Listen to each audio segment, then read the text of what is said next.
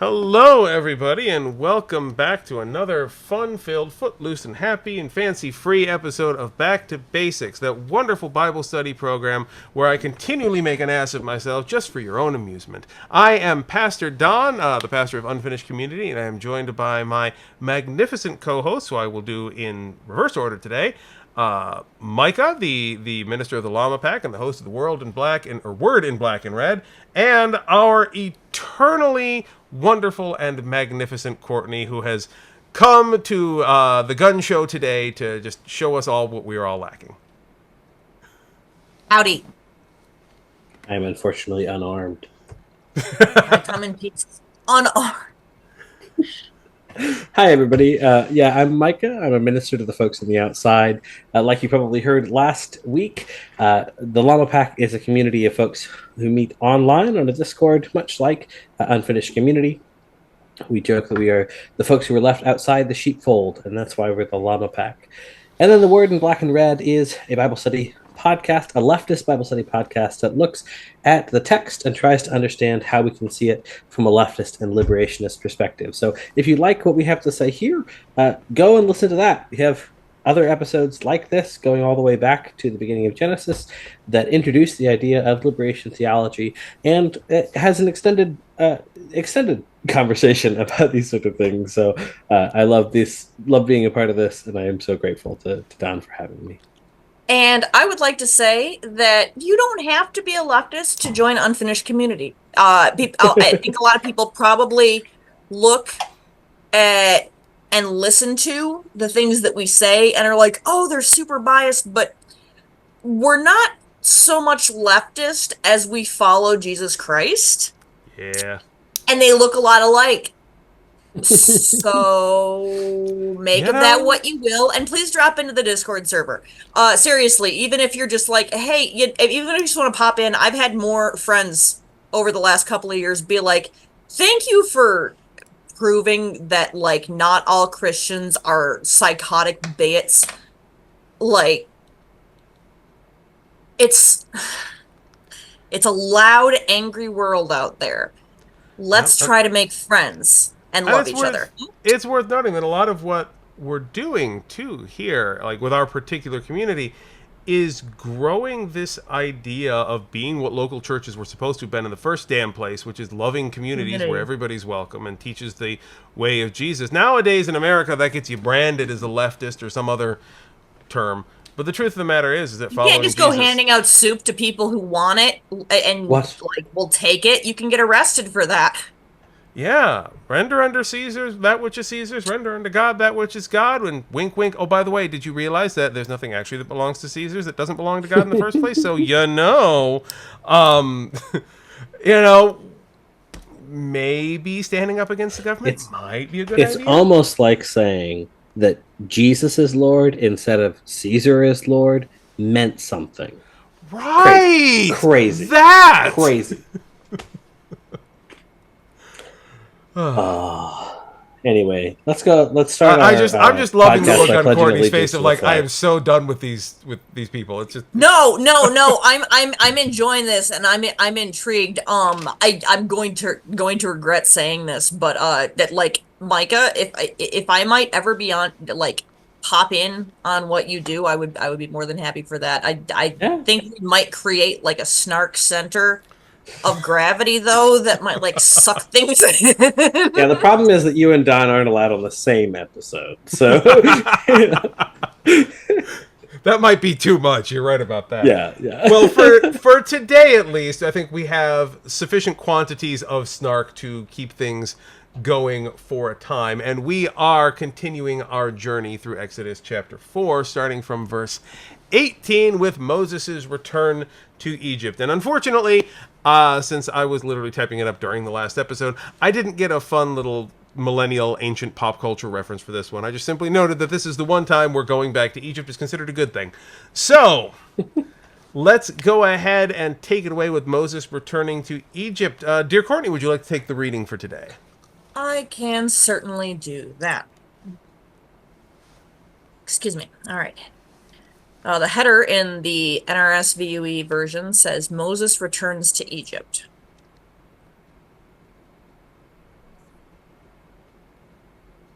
By the way, apologies for anyone who really does not like to see alcohol consumption, but also there's a lot of it in the Bible. So. Almost like Jesus wanted us to have a good time. Almost like Jesus' first miracle was getting a whole room full of people drunk. Yeah, I took a sip as if I was declaring a thing, but no, I'm actually just a. I'm just Arnold Palmer advertising. Light. Just advertising for a billionaire golfer. Yeah, I'm not. I don't think. I mean, you can guess what brand I've got, but I don't think it's terribly apparent. We're not shilling for anyone but Jesus. No, We're shilling for Jesus. Let's be entirely honest. We're shilling for love and kindness. Oh, And gross. thanks to the time You invite difference, somebody- it's noon Wow. here, and I don't get to drink, so y'all can just enjoy. It's sweet tea. I'm not even out having alcohol. I should to catch up with you. Anyway, let's read the Bible. Yes, Bible. By all means, let's because it's worth celebrating. Hence, l'chaim. All right. Moses went back to his father-in-law Jethro and said to him, "Please let me go back to my own people in Egypt and see whether they are still living." And Jethro said to Moses, "Go in peace." The Lord said to Moses in Midian, "Go back to Egypt, for all those who were seeking your life are dead." So Moses took his wife and his sons, put them on a donkey, and went back to the land of Egypt. And Moses carried the staff of God in his hand. And the Lord said to Moses, "When you go back to Egypt, see that you perform before Pharaoh all the wonders that I have put in your power. But I will harden his heart so that he will not let the people go. Then you shall say to Pharaoh, 'Thus says the Lord, Israel is my firstborn son. I said to you, let my son go, that he may serve me. But you refused to let him go. Now I will kill your firstborn son.'" I'm going to need to discuss this section later. Just, like, pop a pin in that. Okay. On the way, at a place where they spent the night, the Lord met him and tried to kill him. No, wait. But Zipporah took a flint and cut off her son's foreskin, touched his feet with it, and said, "Truly you are a bridegroom of blood to me." What the hell? So he let him alone. It was then that she said, "A bridegroom of blood," because of the circumcision. Okay. The Lord said to Aaron, "Go into the wilderness to meet Moses." So he went, and he met him at the mountain of God and kissed him. Moses told Aaron all the words of the Lord with which he had sent him, and all the signs with which he had charged him. Then Moses and Aaron went and assembled all the elders of the Israelites. Aaron spoke all the words that the Lord had spoken to Moses and performed the signs in the sight of the people. The people believed, and when they heard that the Lord had given heed to the Israelites and that he had seen their misery, they bowed down and worshipped. And that is the end of the chapter. Okay, I know that I said, let's put a pin in this part right here. But then immediately after that, it just went on like a weird foreskin thing. And I know I'm offending some people right now, but like, why the weird foreskin thing? Why? Sorry, Micah, you didn't. either of you. Sorry, so you didn't cut off your son's foreskin and touch your husband with it? That's not. I don't have a son. I am tremendously grateful for that, only because of this specific decision. I'm like, oh no, I never want to have that conversation with anyone. But this seems. Is this where it's first brought up? Don, Micah, someone, help.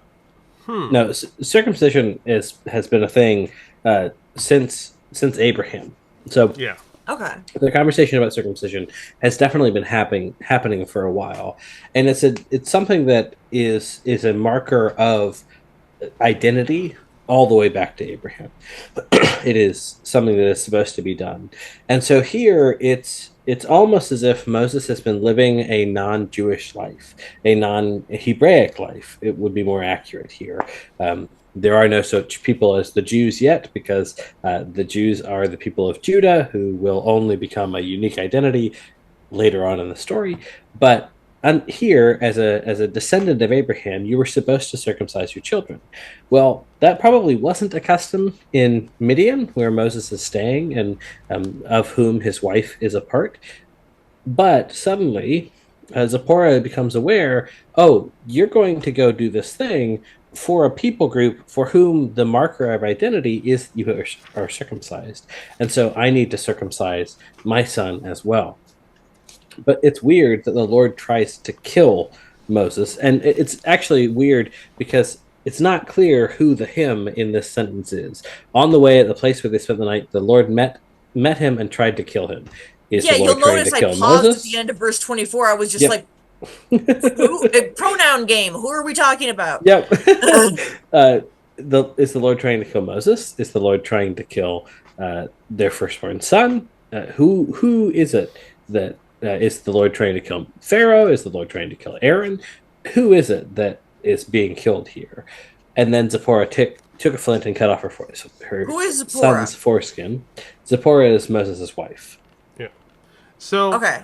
I'm going to raise some of the points that Alter brings up here because I think they're super important. John, can you here. please readjust? I can't hear you very well. Yeah. So I'm going to raise some of the points here that that Alter is raising because I think they're important, and I think Alter does a really good job of highlighting some of the complex understories that are happening here. So we start out with our interaction with Moses and God and talking about Pharaoh and shit like that. But as we move into this weird circumcision thing, Micah, you kind of hit the nail on the head when you're talking about kind of moving out of the kind of non-Jewish lifestyle and kind of back into it. But it's also worth noting that there are different variations of practice and faith in the region. Even Judaism in this time and place is not a unified kind of monolithic faith. There's a lot of different types of Judaism here. And I'm going to read from Alter here, if I can find it. Is that common in all major religions? I know Christianity is hilariously splintered, but like, there's different sects of Judaism. I know there's different sects of Islam that very much do not get along with each other. In the time, it's less kind of denominational as we might think of it today, and more regional. Like, just people worship God differently in different locations, and there wasn't a lot of travel between different places. Practices very geographically, yeah. Yeah. So, yeah, it was more geographical than theological. And I'm going to read from here is, first off, the footnotes for verse 24 alone, by the way, in Alter's translation, are a page and a half. Ooh! Okay, so stops and makes the math lady expression for a moment is a reasonable reaction to that, then? Not unreasonable. That's correct. So, there's a lot to be said about what's going on here. And the first line in his footnote here is, this elliptic story is the most enigmatic episode in all of Exodus. And so there is, right off and he continues saying, it seems unlikely that we will ever resolve the enigma it poses, but it nevertheless plays a pivotal role in the larger narrative to follow. He then, of course, goes on to try to resolve that enigma, having said, basically, we're not actually going to understand the fuck was going on here. That's not even really in the cards. We can make some suppositions, but this is wild, and it's so wild, and we're so far removed from the context of the time that all we really have are, even archaeologically speaking, anthropologically speaking, best guesses. And so some of those best guesses are kind of as follows. I think, Micah, really, you hit the nail on the head when you're talking about... Are you referencing Alter and other or other Jewish scholars on this? Because this is very much something that I'm like... Again, I'm really glad that we didn't have a kid with that particular equipment, so we didn't have to make that So weird this particular social call about something that, as a not penis haver, I should not have an opinion on. But I'm again very squicked out by, deeply squicked out by. Yeah, and I think does not seem cool to do. I don't get why. There's a few points in this narrative story here that Alter comes to indicate that the interaction we're having here, both with God and in general, represents not necessarily different faith practice, but definitely different from the experiences Moses has had so far and that Moses' ancestors have had. And so that we're dealing with, if not regional differences, not a different faith, but definitely a different way of experiencing it. The first thing is this line here. There's something starkly archaic about the whole episode. The Lord here is not a voice from an incandescent bush announcing that this is holy ground, but an uncanny silent stranger who encounters Moses, like the mysterious stranger who confronts Jacob at the Jabbok ford. So that's like the first point that he raises here is that, like in verse 24, on the way at a place where they spent the night, the Lord met him and tried to kill him. It's baffling. Now, I'm going to continue forward with it. Understanding that it's baffling, I'm going to continue forward through some of these points that Alter's making here. Please do. You're just going to keep getting, like, impossible to suppress meme faces out of me the entire time. Oh, I know. So, like, someone please gift the hell out of this episode for us. Oh yeah, please. we're gonna have it. So we go already from the anthropomorphic god for some damn reason, and we go into this kind of mythic character, and it's written in a style that almost suggests that the writer is afraid to spell out the real content of what happened here, and that's kind of the implication being given in the Hebrew text here, according to Alter, who again is who I'm drawing upon here. He says, traditional Jewish commentators seek to naturalize the story to kind of more normative monotheism. And they tend to lean on the idea that Moses hadn't really circumcised his son yet, and that's why the Lord was threatening his life. And that does line up with older rationales for circumcision among West Semitic people of the time, which are different from the ones that are highlighted in Genesis. And those are basically, and I'm going to read from Alter again here, here circumcision serves as an apotropaic device to ward off the hostility of a dangerous deity by offering him a bloody scrap of the son's flesh, like a symbolic form of human sacrifice. So there were darker kind of rationales for circumcision within that particular Semitic group at the time. So the combination of suddenly God's being presented differently, suddenly circumcision is taking this entire different meaning set, where they're cutting off something that the kid can part with. Yeah. Like, and again, circumcision exists in all the different kind of pre-Judaic Semitic groups at the time. It's not unique to this one group, but the way it's presented in these dark, almost, I don't even know if I have a good adjective for it, but like the kind of thing you would expect from like a necromancer in World of Warcraft or something, being presented in those kind of tones is more consistent with one Semitic group than with a different Semitic group. And at the same time, it does still have like thematic connections to other circumcision stories. It doesn't exist outside of the context of other things, but its presentation and the ritual with which it's done, the presentation of God's involvement in the story is all wildly different from what we're used to, because our narrative up to this point has followed members of one group of kind of pre-Judaic Semitics, and now we're looking at the kind of transit through a different group here. And then, of course, we layer onto that narratively, and I'm, again, coming from Alter, the fact that we're layering on even more darkness and terror and fear and weirdness, because we're just about to bitch slap Pharaoh with a whole bunch of plagues, and we need to set up God as being a bit of a badass here. So there's narrative rationales, there's kind of local anthropologic religious rationales. There's a lot of stuff that is possibly, maybe happening here, or, and I can't stress this enough, because this whole thing is mythic and confusing and not very well sure, even amongst the most scholarly of scholars. We could be wrong about fucking everything. But in general, Alter's kind of general summation. Oh, see, this is what happened in the infamous Lost, like, triple episode. Like, oh God, we're doing this again. The whole, what can we really know about the truthiness of the Bible? And I'm just like. And again, this is where, particularly for narrative stories like this, it makes sense. It's a very, very old, like, right, ethnic document at in these early parts of it, like.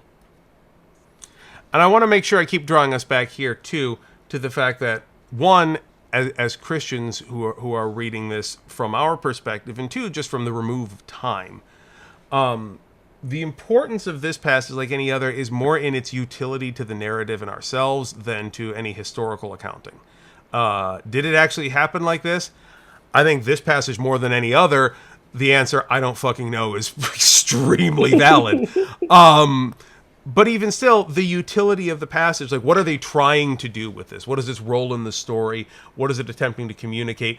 The different variations in Semitic regional understandings of God. The different presentation of God, even in itself, speaks to me as kind of like the different presentations of God we got back in Genesis and right in the beginning, where God was mystical and then suddenly anthropomorphic.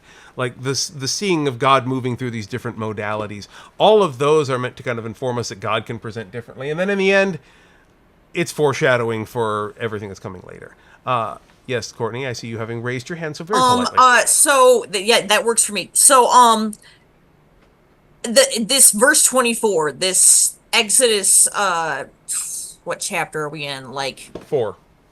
4 verse 24. Is there a standard modern understanding of this in like mainline Judaism, or is the very concept of mainline Judaism laughable? Well, obviously, as a white male American Christian, I can speak very heavily to the status of mainline Judaism. But in all honesty, I'm not saying we know this. I'm saying I think it's an important thing to know. I keep bringing this up. Please, if there is a like preferably progressive, given the kind of social justice that we really focus on, but just a genuine, open, Jewish scholar who would like to come on the program and talk with us, please do. Please check our asses. I wish. Oh. Yeah, So I will say we try to check ourselves, but we're gonna miss shit. Yeah. So hi, I practiced Judaism for 6 years, and no, basically is the short version of it. No, so well, and that's true of everything. It's actually kind of good to know. Like, yeah, the joke within Judaism is that if you have 4 people gathering to discuss the Torah, you have at least 6 different opinions in the room. And I have heard so, that one, and so and it often plays out true. Like in my own program, I usually have 4 co-hosts, and there are at least 6 different opinions. Most of I'm which usually bringing at least 8 of them. Yeah, exactly. So you have Don on, you have all the different personalities. But here I think that how we interpret this is so strange. This is such a strange little passage. What in the world does it mean that the Lord met him and tried to kill him? What in the world does it mean that Zipporah had to cut off her son's foreskin? Why does she have to touch his feet? Why does she say, "Truly you are a bridegroom of blood to me"? And then why is it that God let him alone because of that? And why does it have to explain that to us again? So, this is 3 verses that have at least 12 questions. Yeah. And it's worth noting, too, and I want to drag this up to, if we take this as a straightforward narrative, too, like, there's a lot of assumptions happening here as well, because, like, when the let's say, Lord appears, where is it? This is the Lord. The Lord met him and tried to kill him. There's assumptions as to who the hell that's referring to in the first place, but then immediately Zipporah moves to circumcision on the assumption that that's why this God/God being is pissed. And then things happen, and I guess it's fine. And the assumption is that it has something to do with the old dick skin. But we don't know that. Like, at no point in the story is an explicit causal relationship established for fucking anything that happens here. And what we're painted here with, and this is kind of the way I read it. It's a big-lipped alligator moment. Yeah. And this is, the way I'm reading this is some dark stranger showed up, and they thought it was God, and Zipporah's like, oh, fuck, I forgot to circumcise my boy, and does that, and everything was fine, and we assumed it was a divine encounter. Like, that's kind of the assumption I'm reading out of that, because Zipporah comes from that other background, and so she did it that way, and that's why it happened. Like, that's kind of what I'm feeling out of this. But again, we don't know. I think that the historic explanation of what happened is that this is some sort of oral folk tale that was told that had nothing to do with Moses, that probably had nothing to do with any particular character, that like all of this vagueness, that we don't know who the him it is that's referring to, was was how the story was told, and then they're inserting it here. And so I think, like, if you read verse 23, it leads directly into verse 27. There's no need for this story in between, and I don't think it makes sense for the story in between to be here. So it's just like a So part it of the does tradition feel that got wedged this in. It's not importance. just me. Yeah, no. It's absolutely wedged in. But like, what is going on here? Well, we have at the beginning this idea that Pharaoh has sacrificed the firstborn sons of the Hebrew people. He sacrificed all the Hebrew sons to the god of the Nile. That all of these males have been thrown into the Nile and sacrificed to the god, i.e., the Pharaoh's political power, right? And so, God is saying to Pharaoh, Israel is my firstborn son. I'm telling you to let Israel go, and if you refuse, well, I'm going to kill your firstborn son, just as you've killed all the sons of Israel so far. So God is being merciful, right? God is not not doing eye for an eye. God is saying, I'll just kill your firstborn son. So there's this violence here. There's this human sacrifice component here. There's all of these things that are implicitly being lodged against Egypt. And then you have this strange story where it seems like, well, as you're going in to face all of this sort of spiritual evil that's happening in Egypt, then you have to be protected as well. And so the Lord might come and kill you if you are not right with what God is trying to do, because it's too dangerous, right, to go in this unprepared way. And so Zipporah cuts off the tip of the foreskin, which is like a little piece of human sacrifice instead of the big piece of human sacrifice that's going on, and then touches his feet with it.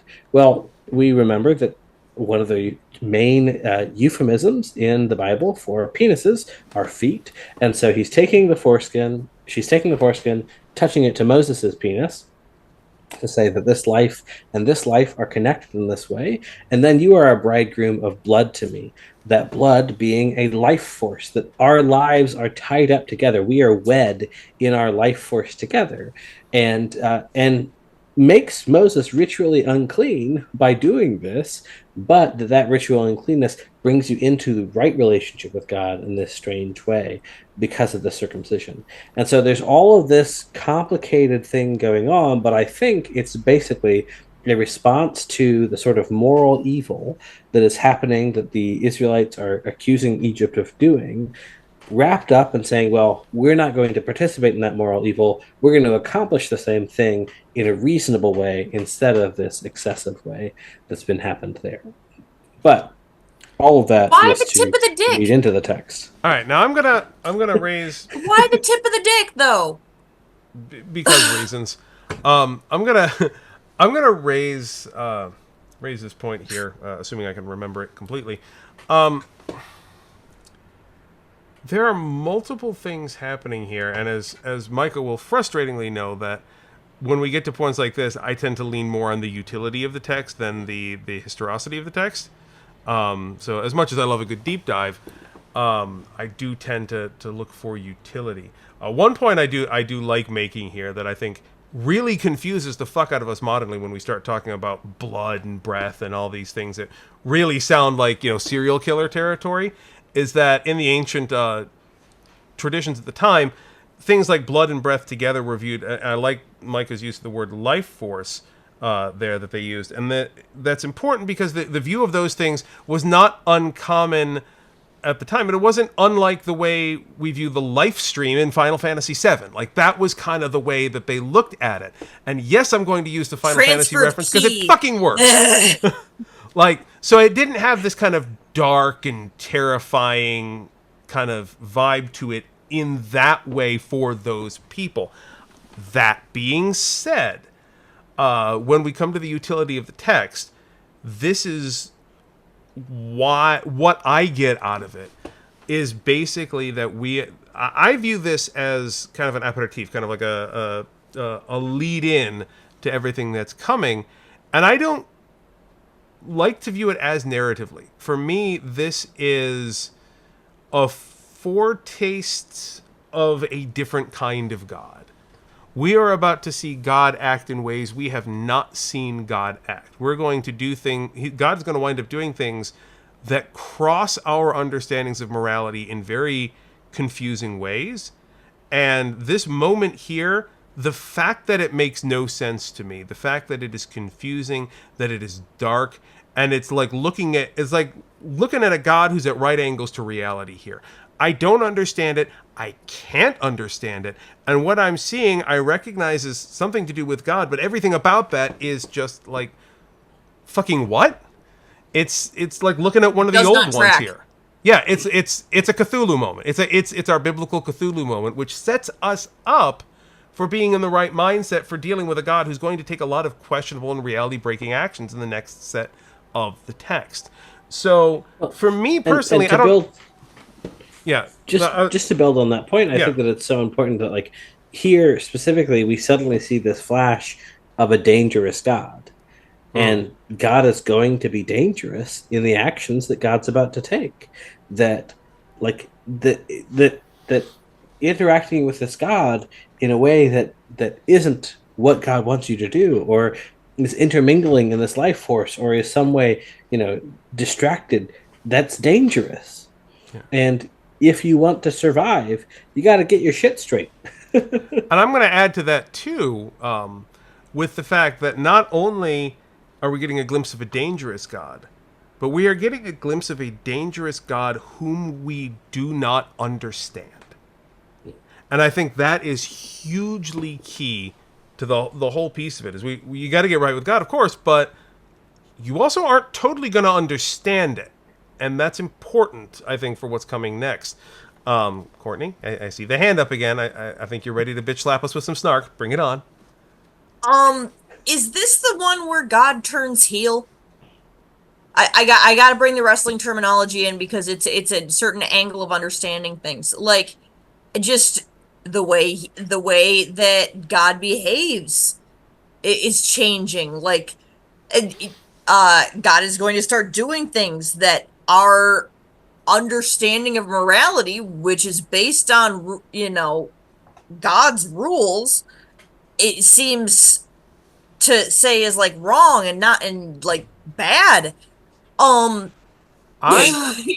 this the one where God turns heel? I'm going to say no, but I'm going to add an explanation to it because you know that if I just said no, why would people even watch the program? I have to give a rant. So I'm going to say it's less that God turns heel. I appreciate you addressing it rather than dismissing it, honestly. No, you joke about it, but that's important. It's an important question to ask, and I think that... being able to communicate in pop culture references doesn't make your ideas less valid. Right. There's your ADHD opinion of the day. Okay, so I'm gonna put it to you this way, because this is the way I always see it. It's never that God turns heel, because there are many times throughout the Bible where, if we look at it that way, God turns heel periodically. However, God is fixed. Like, that's our understanding. We aren't. So if heel, I want to use a spatial metaphor because that's the way I'm envisioning it. So if God in front of us is God being good and God behind us is heel, we're moving. So God's position relative to us is always going to change, but it's not because God is changing. It's because we are in different places, theological, emotionally, culturally, personally.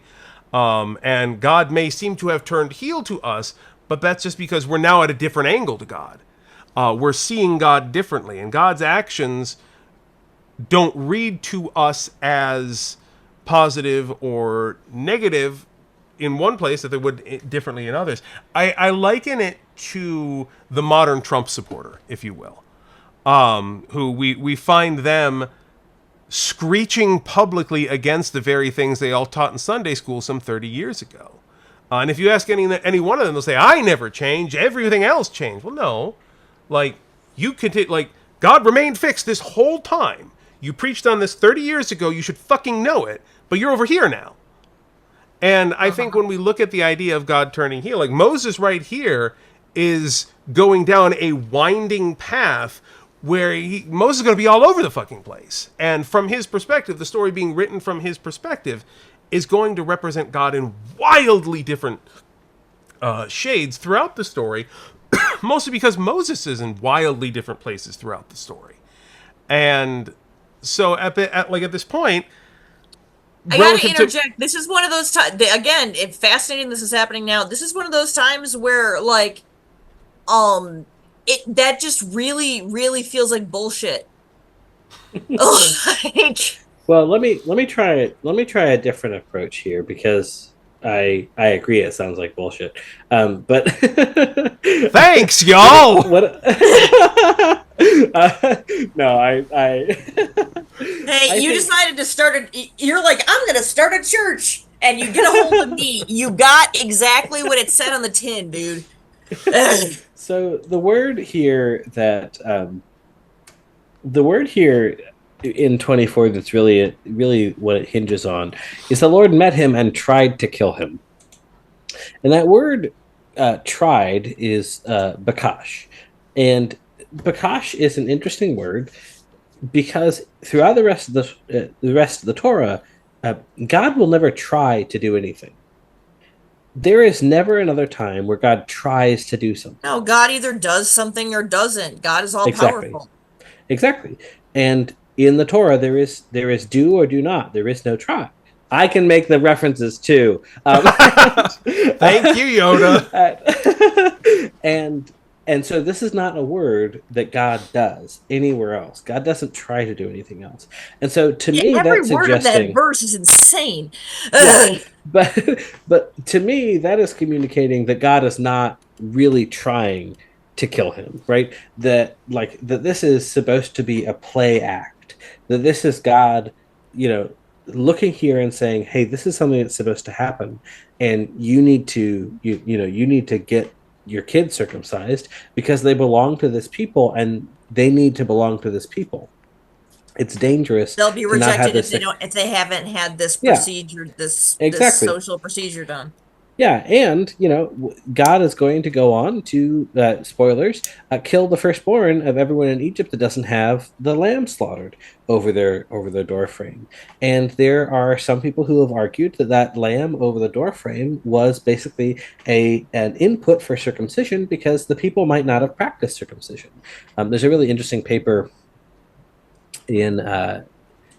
really interesting paper by John D. Mead called The Meaning of Circumcision in Israel, a proposal for a transfer of right from Egypt to Israel. And in that paper, he basically argues that in Egypt, there was circumcision, but the circumcision was mostly for people to enter into the role of king priest or priests. And that role gets Because it transferred. decreases sensitivity. Sorry, what? Is it because it decreases sensitivity, if I'm not mistaken? Oh, and basically, what he argues is that becomes the norm for all Israelites, but that in Egypt, that doesn't necessarily mean that all the Israelites would have actually been circumcised. There were lots of cultural things that they weren't doing very well while they were subjugated to Egypt, like they couldn't take a Sabbath, right? Or um, they couldn't offer sacrifices to God.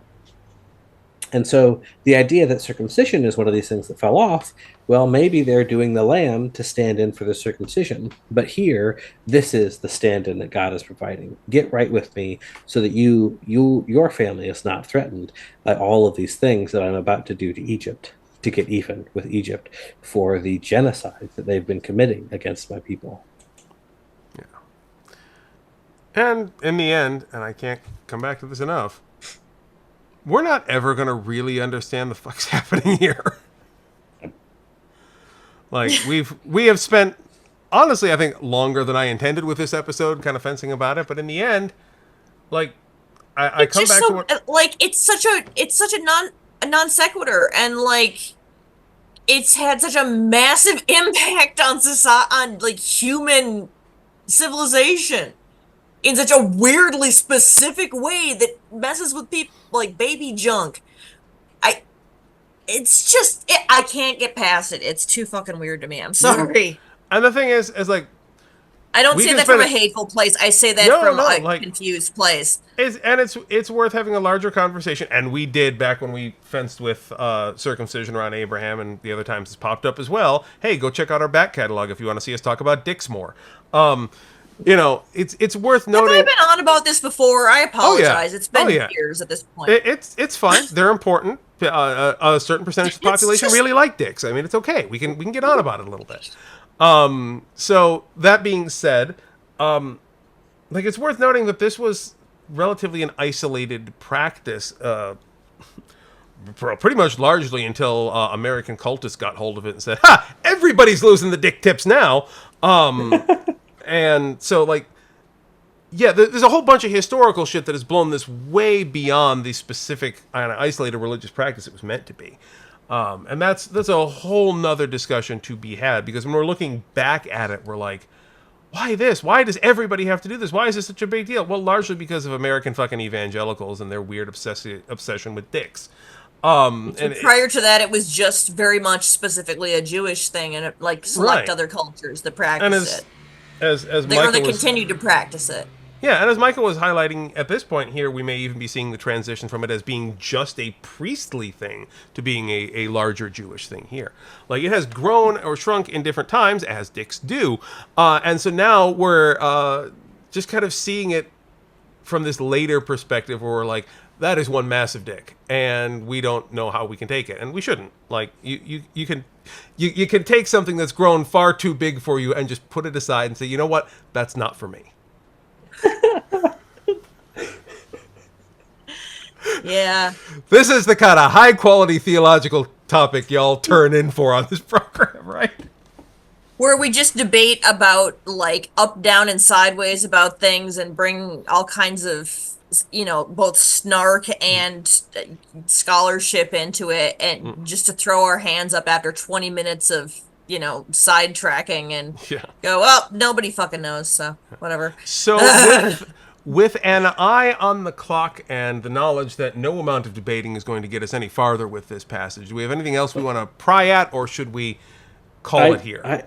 I just want to jump back and say that, like, this whole pericope is important because it begins with Moses asking permission from his father-in-law to go back from the home that he has found out here in the wilderness, to go back to Egypt, to go from safety into danger. And Jethro's cool about it. And Jethro says, go in peace. And that peace is so important, right? That we see that he says go in peace, knowing that Moses is headed into this huge conflict. And then he sees his brother, who inexplicably has been able to get free from Egypt, that without any sort of explanation. And they greet each other. They kiss each other, despite the fact that they probably didn't know each other growing up. Maybe they were in the house at the same time. I don't know. Is this even weirder than it reads? It is even weirder than it reads. And then they go to the people, and the people who don't really understand who God is. Throughout the rest of the book of the Exodus, we will learn more and more about the fact that the people don't really have that strong of a relationship with God. But they believe. They want to believe. They need to believe because God had seen their misery. That in the midst of their suffering, despite not knowing who this person is, despite not knowing who God is, they were willing to believe because God showed up. And as we hope to be the people of God, as we hope to love people, as we hope to bring people into faith, into love, into community, all of those things, if we show up to their misery with love, then they are much more open to joining us in community. And that, I think, is the point of all of this. Not what markers denote you as part of the club or outside of the club, but do we show up for others in the midst of their misery? And that's really what matters. Well said. I'm gonna make my. I continue to be baffled by this part of the chapter, but I don't think that I'm gonna get that much out of it at this point. It's so, like, hearing that, Micah, it's so fucking weird. It's so much, and again, apologies, this is not said, it's a place said from bafflement, not any kind of, like, it's so confusing to me. Yep. And it's meant to be. I've tried to make sense of it over and over, so I guess, guess, like, your nose, it's like your nose I'm is gonna hot defer to Don's tactic at this point of saying, you know what? This is not something that is for me to tackle. Yeah. I'm going to put it in a box, put it over here. Someone who can carry it better will pick it up. Exactly. Like, I don't think we're really meant to get this entirely, and I think that's okay. And if y'all would like a bunch of different interpretations of this, go to the Word in Black and Red and listen to our episode about this, because we talk about it for a longer period of time, and we offer, I think, 4 or 5 different perspectives on this that we didn't get to in this conversation. Yeah, there was a lot to say on that one, I think. Ooh. But I'm going Very to good. I'm going to end here with one very small, utterly meaningless translational note that continues to make me chuckle. And that is in verse 18. And Moses went and returned to Jethro, his father. You see, whenever we have Jethro pop up in the English, it's always just Jethro. But Jethro is like his formal name, and he has a short version of his name that's used periodically throughout the text, where he's just called Jether. And like that's what the Hebrew actually says. And Moses went and returned to Jether. It's a short form, like it doesn't take anything away from the text, but it makes me smile realizing that Moses is not referring to him as the Honorable Jethro, his father. He's referring to him as Jether. So Jether. it's Jether. So with that being said, and ending on the smallest of smiles, I want to thank you all for listening in with us, for dealing with us, bantering shit back and forth, and for me being completely incomprehensible most of the time. I will say, if you want to join us on the Discord server, where I have the privilege of editing my messages and making them more comprehensible, please do that. We're having good conversations there. We're building our community there. If you are physical, locational to us in Japan, there is shit popping off all the time now. Come join us for the things. We got worship of some sort every Sunday, half of which are online and hybrids, a couple of which are in person. Only the third Sundays are the ones that are in person. So if you're in town, come and see us here in the beautiful city of Ashia. And last but not least, I have to ask Courtney to do this every time. I am contractually obliged, and there's a team of assassins who will shoot me if I don't. Courtney, would you please? Like, share, and subscribe, please. Comment Yes. below. Send it to somebody you think will dig it. Come talk Yeah. to us on Discord. Slap the algorithm for us a few times. It helps. Send it to somebody who thinks it's funny to hear a pastor talk about dicks. Like, you know. Yeah, because I do that. They're fun. Bat them around a little bit. It's great. That being said, I hope you all have a wonderful week, and we will see you on the next episode. You all take care. Yeah. Bye. Bye.